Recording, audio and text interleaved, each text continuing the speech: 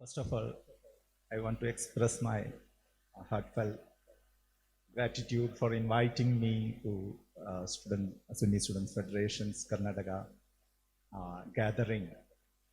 This is the first time I am attending such a large gathering.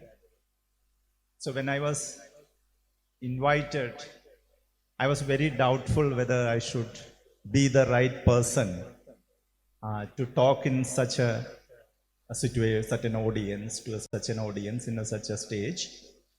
For many reasons, I was not sure whether the subject I'm going to talk about is the future of Muslim politics and social activism in India. I was not sure, it was not my research topic, or I am a historian and social scientist, but this is not my particular research subject, first of all. So I am not an expert in this subject. Second, I was not sure what I'm going to say will be acceptable.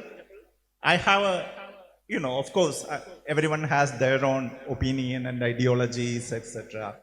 So I was not sure whether it will be useful for inviting me to say my opinions on this. But then I accepted the invitation specifically because the way I see the contemporary situation in India. I'm not going to give a we don't have to explain what is happening around us. You are students, so you might be observing various things, social, political, economical aspects of our life changing tremendously around us. And it is important as students to understand this and contextualize this in what is happening, what happened in the past. So I will begin my talk by mentioning certain historical past which is informing us to understand the current situation in India. And again, this is very personal opinion, and so as a student, I think the first quality for students is to critically understand. The word is not just understand, but how we critically understand things. You should have the courage to, as the speakers before quoted Tagore, as Tagore says, you should have the courage to ask questions. Whenever you see injustice, whenever you see inequality, whenever you see social hierarchies, you should have the courage to question. You should question your teachers. You should not blindly follow anyone. That is why when I say something, don't accept it. Critically think about it. If you think that is something valuable in it, accept it. Otherwise, just reject it. That should be the first principle of learning, I think. So, if we want to think about the future of Muslim politics, we should understand what has happened in India in history. If you remember 1919, Mahatma Gandhi was first time in the leadership of a bigger struggle of non-cooperation movement. Gandhi has come back from Champaran, where he led a successful agitation against British. And after that, this was non-cooperation movement. This is the time this is going on in 1920s. You might know the history of Khilafat movement. Once the Khilafat movement was announced, Gandhi wanted to cooperate with Indian National Congress. Gandhi's advice to Indian National Congress is that this is a very important moment in Muslims entering into anti-British politics here. Not that Muslims were not fighting against British before. Muslims were fighting in all over India against the British the moment they were here. If it's in the perspective of a ruler, we can have example of Tipu Sultan. But from the perspectives of agriculture, workers, farmers, Muslims were fighting against British in 1850s onwards. But 1920 was a different reason. First of all, Khilafat movement can be or may be interpreted as a religious movement. To establish the Khilafat is a religious movement. How can that be a part of a political movement? This was the question many Congress leaders asked Gandhi. If you bring religious movement to political movement, that will divide India. That was the question asked to Gandhi. Gandhi's reply was interesting. Where do you distinguish one belief from other belief? How do you separate one kind of belief with other kind of belief? Because Indian National Congress believed in an idea of nation. What is it? What is a nation? It's a belief that it's not a fact. Nation is not a fact. It's a belief system. Certain group of people living in a certain boundary, certain region, think that we can live together. We can live in a particular administrative system, within particular geographical system. We can live together. That idea is, that belief is nation. If you can believe in that, and if you are fighting a common enemy, what belief you have is not the issue. What are the procedures they follow to achieve this objective? That is the question. If Indian National, they are agreeing with Indian National Congress policy of non-violence, as far as the Khilafat movement is non-violent, Congress will accept it. That is Gandhi's opinion. Not that all Khilafat movement was non-violent, but the important point is that for Gandhi, from the very moment of beginning of Muslim politics, it was acceptable because he thought that any belief system has a right to be in social and political movement. So that is the history which also provoked a certain group of people which lately become Hindu Mahasabha, and that provoked them to murder Mahatma Gandhi. So he gave his life in order to protect this idea. Mahatma Gandhi gave his idea in order to protect this idea that we have different kinds of ideas. We have different kinds of belief systems. But still we can work together to live together with difference. Second point I want to make is Ambedkar. Ambedkar, you might know as a political leader, as a political philosopher, and also as the chief creator of our constitution, though he did not do it alone. He was very important in understanding politics and religion, the connection between politics and religion. So, the very politics he entered into is a particular politics of religion. You know that India, even now, caste is a very central issue of Indian social organization. Our society is organized based on caste. I would argue that caste is there in all religion. In Hinduism, it has spread to all religion, not only in Hindu religion, but also in Islam, in Christianity, in Buddhism. In Indian region, caste has spread and put its roots into all kind of religious practices. Ambedkar's struggle was to bring out a new kind of religion which will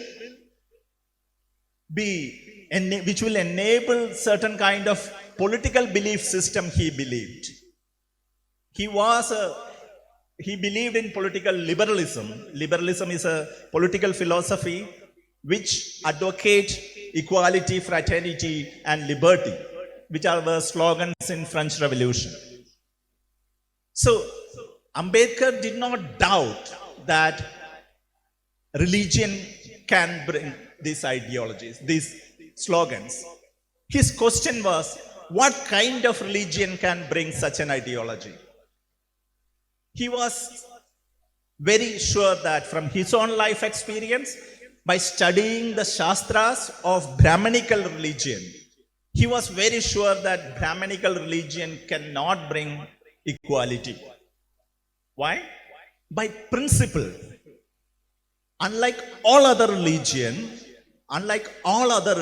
not just Christianity, Islam, Buddhism, all other religion believe that by birth you are equal before the God. All of you, male, female, Indian, American, whoever it is, all of the living beings are equal before God when at the birth. You may achieve different statuses during your life. One may become a leader, one may become a ruler, one may become a trader. That is a different situation. But Brahmanical Shastras, by principle, oppose this. They say that by birth you are hierarchized. Some people are born high, some people are born low. It is their karma, it is their fate. So this was the problem for Ambedkar. Ambedkar believed in rationality. Ambedkar believed in equality.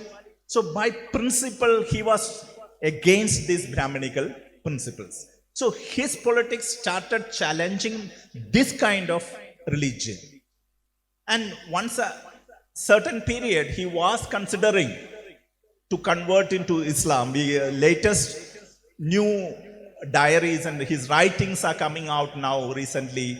So a lot of Ambedkar studies is happening. Now we know that in early 1930s or 35, he was thinking of conversion very seriously, converting from Brahmanical religion, which was called Hinduism at that time.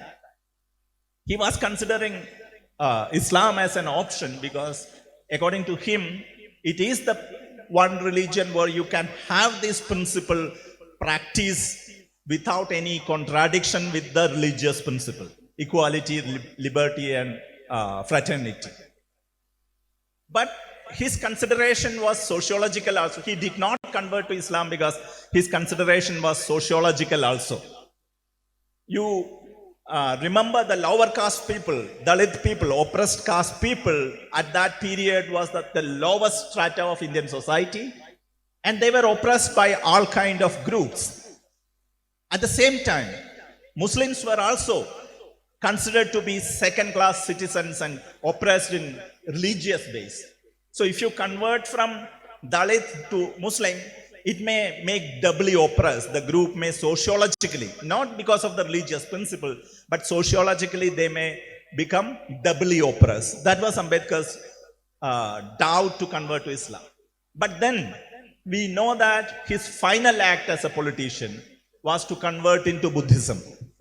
So my point here is that religion has a very central connection to politics. That doesn't mean every religion is suitable for politics as imagined by our constitution. I want to come to constitution now. Because constitution is what unites us. I usually teach this course in my university. We have all students coming to our university has to undergo 2 courses. Even if you are studying physics, chemistry, biology, history, sociology, whatever you are studying, those students have to take 2 courses, compulsory courses, Understanding India 1 and Understanding India 2. What we teach in these courses to all students, future scientists, future business people, future historians, future political leaders, future journalists, what we teach them is that you should understand, everyone should have a knowledge about our social systems, our political systems, what is happening around us. Not only they should have a knowledge, but they should have a capability to critically analyze this. These are the 2 things we look into. So I ask the students, when they come, in the first class I ask, What do you think about India?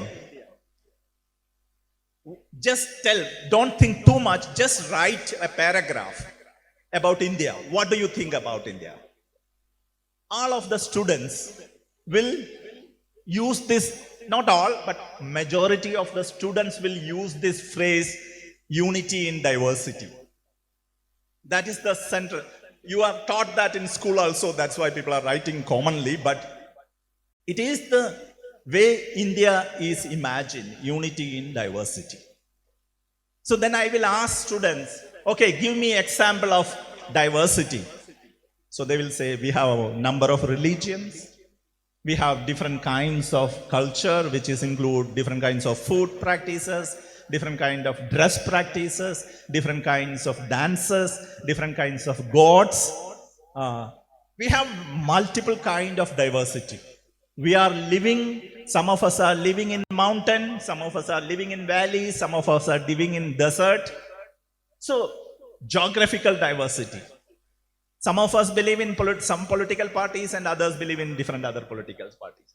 So, economically, politically, socially, culturally, geographically, we are diverse. Students will easily give examples for all this diversity.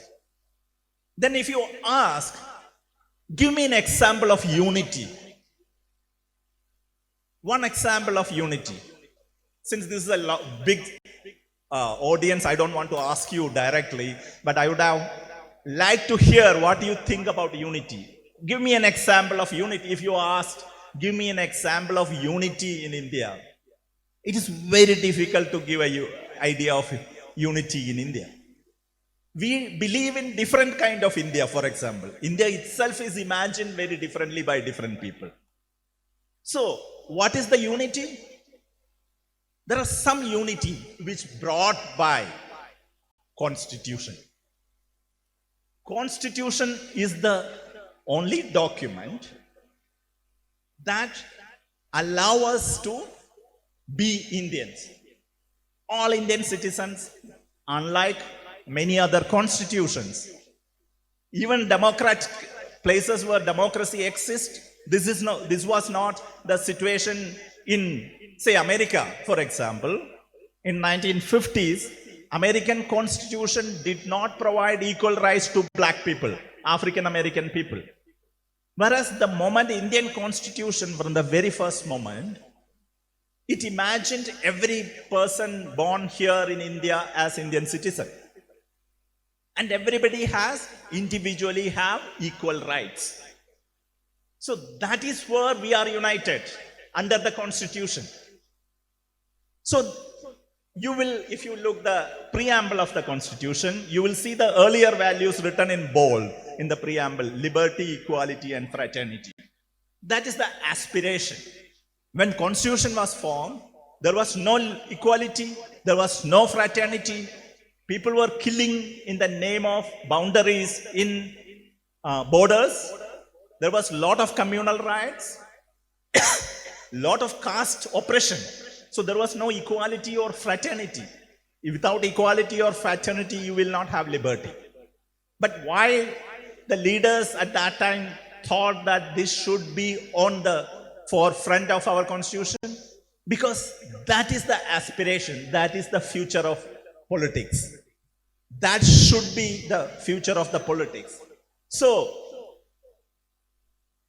before that, they have defined India. India is defined in the preamble of the Constitution. India is defined as sovereign, secular, socialist republic. Socialist and secular was added in 1975, but this is the imagination of India. So there will be a question, especially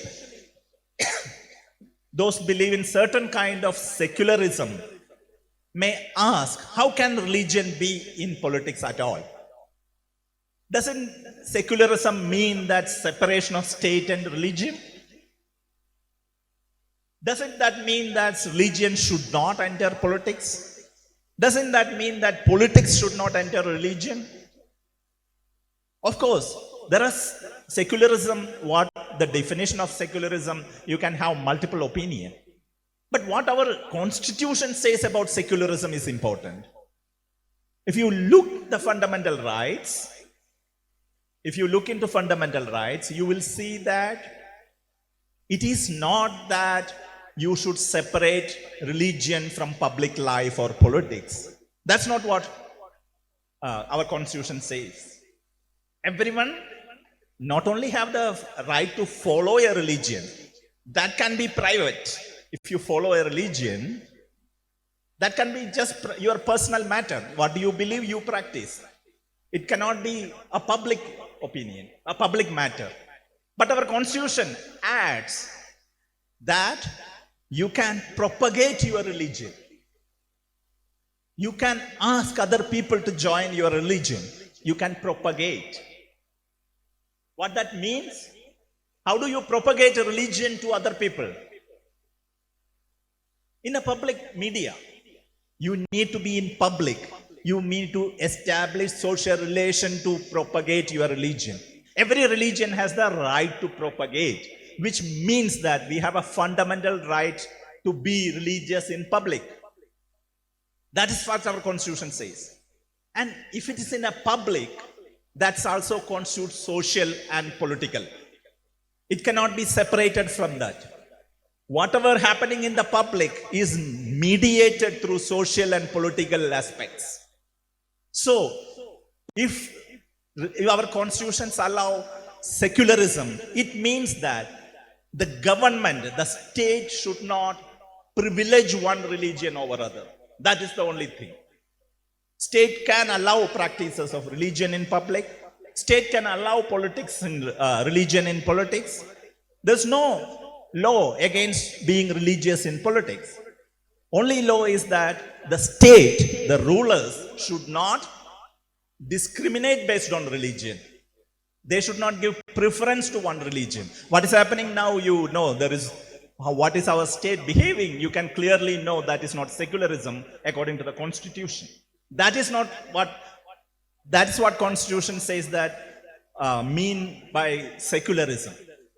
So I think that secularism allow us, secularism that is defined by our Indian constitution, allow us to practice our religion and it's being part of center to our politics.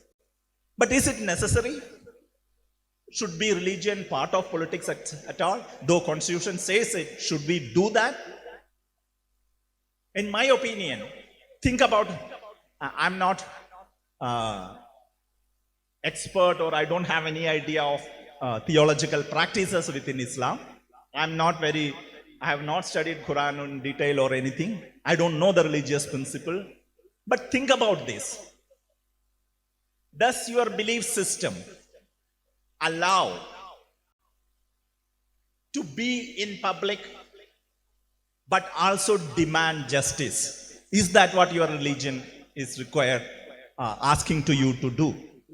Is it asking to be equal, bring equal? You know, this is one question I would ask to you. What do you think about girl students? I don't see any. I don't see any girl students. I ask this question. What do you think about that? You have a certain justification. You may have. I'm not I'm not challenging that, but I'm saying if you are demanding justice, equality, you should practice that. If that is allowed in religion, religion can be the central ethical framework for politics. If it is not allowing, if it's claiming justice and if it's not allowing equality within the community, if it is not allowing to be political for all of the community members, it will not be equality. It cannot be, it can demand still justice, but others may not agree with that. So the first principle to enter religion into politics, I will say that it should be practice what is demanding. And I think Islam has the all right to do that. From an outsider, I think that Islam has a moral, ethical fabric to be equal, just and humane society. And so it has all the potential, Islam has all the potential to be part of the future of Indian politics, be the ideal of Indian politics, and bring the values that Constitution demands us to bring, as to bring a new India, to the future of India. So my request to you is that any belief system, whatever system you believe, is important, and none of the belief systems are less or higher. One thing I believe, for example, then what are the belief systems? I should open myself what I believe. I believe in democracy. That is my value. I think that people's voice should be heard everywhere. All peoples, men, women, transgender, queer, whatever kind of people you are, whatever your sex is, whatever your sexual orientation is, you should have the equal rights and democratic rights to be represented in all governing bodies. That is democracy. And non-violence. Killing other people is not under the purview of human being. You don't have the right to kill other human being. That's my principle. So I think I can follow Islam in that sense. Islam can be interpreted in this way. But you may not agree with that interpretation. That's also fine. There is no way you can have one interpretation. Think about Islam. How many different kinds of belief systems are there within Islam? You may think some may think that's a bad thing. Ours is the right thing. Others' belief systems are bad. They are not Islamic. But think about it. Isn't it a good thing? Isn't it a good thing that many different people interpret Islam in different way? Because it has the capacity to be adapted to different regions, sects and other places. It has the capacity to be served, to be part of their moral principles in Africa, in America, in Asia, or any places. So if you have diversity within religion, it's a good thing, I will say. What is happening in Hindu religion now? They want to make homogeneous. You know that Hindu religion is basically caste systems and multiple kind of gods, multiple kind of worships. Those who are claiming to be Hindu in Karnataka may not follow the same principles, same God, same rituals of Hindus in Rajasthan. There is a diversity. That diversity was good. But what is happening now is to homogenize. There should be one God that will be for everyone. That Rama is, even if you don't believe in this God, you are forcefully put into the ideal of Hindu religion. So what we see is the attempt to homogenize is a big problem. If you want to challenge, diversity is the strength of our country. If you want to allow diversity, you should allow all kind of belief system to coexist. You should follow your system. That is very important. But unless you accept others to practice their own systems, we will not have a democracy. So as students, I will say that you should study everything very seriously. You should study about the religion very seriously. You should study about not only your religion, but other religions also. That's very important. And you should also study about the politics in India. Unless you are seriously engaged in politics with an ethical principle, people like corrupt people, power-hungry people will be in politics. How do you change the politics? Only by bringing in faithful, truthful people into politics. I see your belief systems can support that kind of politics in India, and that will be a different India. So think about equality, think about justice, think about fraternity. Ambedkar has a very important idea about fraternity, which was very interesting. Usually what do you see fraternity? How do we understand fraternity? You do whatever you believe, I do whatever I believe. We live separate. That is not fraternity. I should be able to be in your house. I should be able to be part of your religious practice. And you should be able to be in my house, not outside. And like we live neighbor separate. That is not fraternity. That is not living together. That is living separate. You will not understand each other. You will not understand then each other, and then you will have doubt.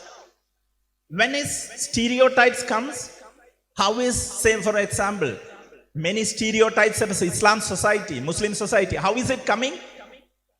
Because people don't know what is they haven't met people, they haven't been friend with, they may be friend outside, but they're not friend in core. How do we become fraternity? How do we bring fraternity?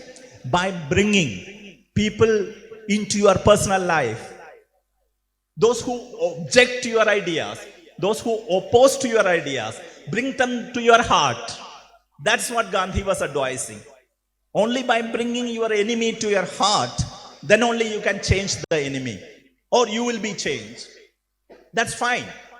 So, my request as a future of India to you all is that it is important to study whatever subject you are. It is equally important to study about social, political, religious aspects of India. Because that is going to be integral to India, and it will affect your life. It's already affecting all of our life. What is politics is affecting all of our life. We don't have escape from that. We should not move out of politics, and you should not be scared when somebody say political Islam or something like that. You should not be worried. Yeah, all religion are politics. Buddhist, what is Buddhism? How did Buddhism emerge? Buddhism emerged fighting the Brahminical rule in India. It was a political move. Of course, it is a religious and ideas about this life, next life, God, etc. It's also there. But it is a political religion. Islam and Christianity before. What was Christ's problem with Jewish rule? It was unjust. It was a political move. Christianity is a political move. Islam definitely is a political move. It is through political movement that religion is emerging. And it should be political. But not political in the sense that you should form a party, and that's not the only thing. You can, but that is not the only thing. Political means you understand what is happening in our country and seriously engaging in that. You can be engage it in multiple ways. You can be a part of political party and fight it, but you can be an IAS officer and fight it also. But if you have that core ethical principles in you, then your action will be driving towards social and just and equal society. Otherwise, even if you are successful, the society will be becoming more and more unequal and hierarchical. If you look around in India, you can see that around 5% of wealthy people control around 70% of India's wealth. 5% control 70% of India's wealth. So economic inequality is wide range. People's houses are bulldozed. People are killed just because they doubted to eating beef, etc. So there is no religious equality in India. There is no social inequality in India. Caste system is prevalent all over India, including states which are supposed to be there is no much caste system. Caste is still prevalent. Gender oppression is everywhere. Women did not have the equal rights in all aspects of the society. Women should have equal education. Women should have the equal opportunity to come to be political leaders. Equal opportunity. Unless that kind of core belief is in you, this India's future will not be bright. But I'm sure, since you have a lot of opportunities and you are part of an organization like Sunni Students Federation, I'm hoping that you will gain that moral courage, that ethical principle to challenge all kinds of inequalities and social injustice. Once again, I thank you for listening to me. Thank you all.